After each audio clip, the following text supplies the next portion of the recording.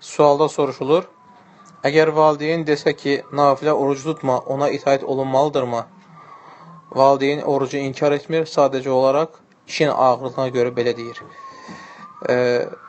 Bəli, valideynin sözünə itaət olunmalıdır bu halda, lakin daha gözəli odur ki, valideynə gözəl şəkildə başa salınsın və ki, ona oruç tutmağa mane olmasın və daha yaxşı da, bundan daha da yaxşısı odur ki, valideynindən və hər bir kəsdən insan nafilə orucunu xəbərsiz tutsun.